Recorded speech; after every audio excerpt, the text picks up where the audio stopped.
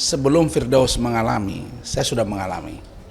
Dan saya kaget ketika kami preskon di kantor saya beberapa hari yang lalu, dia ngomong ke saya, "Bang, saya katanya mau dipanggil Dewan Kehormatan. Masalah saya naik meja. Katanya, Adinda di mana? Organisasi advokatnya." "KAI ya, Bang." Nah, kantor saya kan di sini, KAI sana kan, seberang-seberangan. "Oh, iya." "Iya," saya bilang, "Adinda pasti dipecat." Itu kata-kata saya. "Enggak, Bang, mereka akan panggil saya Dewan Kehormatan." Dengarin ngomong saya, "Adinda pasti dipecat." Ternyata apa? Benar, dipecat tanpa dipanggil, tanpa diperiksa. Pertanyaannya, apa fungsi dan kewenangan Badan Kehormatan organisasi advokat? Hah? Jangankan menanya, itu namanya menjustifikasi. Dan KAI ini hobi. Orang-orang yang fenomenal, karena lebih terkenal dari mereka, bisa jadi begitu ya, sakit hati. Firdaus itu naik ke atas meja spontanitas, membela saya. Dan kami juga akan melaporkan pelaku yang 2 orang yang mendorong saya itu. Karena melakukan secara berlebih-lebihan. Terus pertanyaannya apa hebatnya memberhentikan Firdaus? Tanya dulu apa masalah, tapi hobi. Nah, begitu mereka lepas, 7 organisasi advokat menawarkan diri. Ya sama dengan saya. Saya juga begitu lepas langsung ditawarin, Adinda. Langsung ditawarin. Terus kita langsung, ya tinggal milih mana yang lebih nyaman. Nah, tadinya kita berpikir kalau Firdaus ditarik ke Pradi Bersatu, dikira nanti Pradi Bersatu ini nerima orang-orang yang dipecat. Maka kita wait and see. Ternyata begitu kontak dengan Firdaus bilang, "Bang, udah 7 nih, Bang, aku udah tetapkan Ferradi." Nah, itu nanti malam jam 22 kami akan preskon di daerah Kemang. Itu membuktikan bahwa lawyer yang bersuara berbeda dengan yang lain, ya, itu masih diminati banyak organisasi advokat.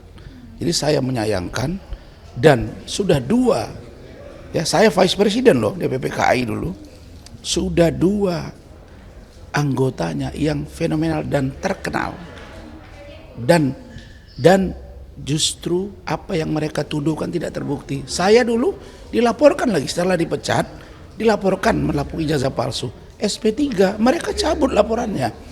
Nah, ini nanti begitu, kalau Firdaus mengambil tindakan hukum terhadap mereka kesenang-wenangan, kena juga mereka.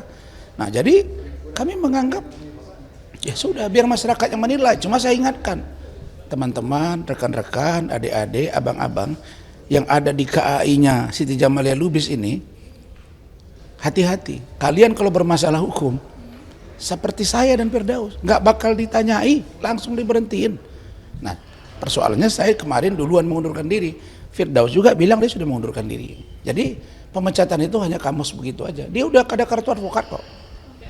Itu kan tadi Pak Firdaus juga bilang bahwa ini sudah dibawa ke ranah MA. Itu persiapannya seperti apa, Mas? Ya, ke ranah MA maksudnya? Mahkamah Agung tadi. Ya, ranahnya apa? Iya. Tadi Mas Firdaus bilang bahwa ini sudah sampai terdengar oleh MA. Terus Oh iya, memang kasus ini sudah sampai ke ranah Mahkamah Agung, dan memang, maaf ya, dalam undang-undang advokat itu kan kita disumpah oleh organisasi advokat, bersumpah di pengadilan tinggi. Jadi tidak ada urusan Hotman, urusan pengadilan tinggi, Mahkamah Agung mencabut berita acara sumpah kami, nggak ada, ya. Dan kalau memang gara-gara berdebat begini kasus remeh-temeh diganti, saya mau tanya, kasusnya Bapak OCK Ligis, ya, tersangka, terpidana 8 tahun lebih kurang, kasus dugaan apa? Penyuapan, korupsi, masih beracara sampai sekarang, begitu keluar, dan menjadi tim hukum dari Bapak Prabowo Gibran di Mahkamah Konstitusi, dan Hotman ada di situ, jelas kan? Yang kedua, Fredrik Yunadi, kasus Setia Novanto, pidana, keluar, beracara. Ada lagi Lukas, ada lagi yang main. Terus apa masalah? Jadi jangan suka kita ya. Jadi saya sedih ya. Kok pimpinan organisasi advokat ini terutama KAI ini kok kayak alergi banget ya. Kayak mereka paling bersih gitu. Tapi saya tahu juga kok mereka bagaimana di dalam. Nah, jadi barangkali itu sikap dari saya dan kami akan maju terus dan maju terus Firdaus, dan saya akan tetap berdiri tegak bersama teman-teman untuk pasang badan buat Firdaus. Terima kasih. Baik, terima kasih. Tanggapan saya sih sebenarnya itu hal yang biasa dalam dinamika berorganisasi ya. Jadi kalau saya bisa memberi masukan, ini bukan pemecatan tapi pemberhentian. Tidak ada PTDH. PTDH itu ada istilah di kepolisian karena mereka digaji oleh negara. Kalau kami ini pengacara tidak ada gajinya. Kami ini organisasi yang dilisensi oleh Mahkamah Agung ya melalui Pengadilan Tinggi Negeri untuk dilegalkan sumpahnya.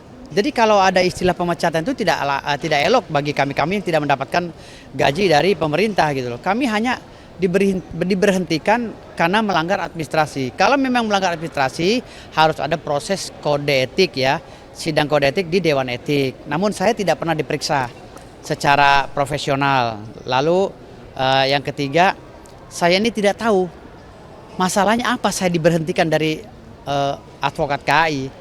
Karena saya tidak pernah melanggar, saya ini orang yang berjuang berdasarkan kuasa untuk membela hak hukum klien saya. Adapun saya naik ke meja, itu kan saya spontan karena melihat pegawai pengadilan yang saya anggap itu bukan PAMDAL ya, dan jaksa yang masuk terlalu riuh ripah dan memprovokasi yang mengatakan bahwa dia ada keributan, makanya saya protes. Tolong jangan aniaya klien saya bilang begitu.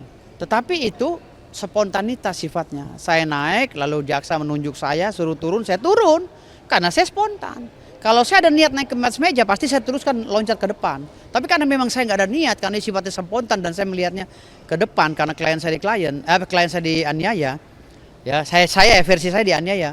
Jadi saya naik, gitu loh. Lalu saya ditunjuk suruh turun, saya patuh, saya turun lagi, gitu loh. Karena saya paham itu.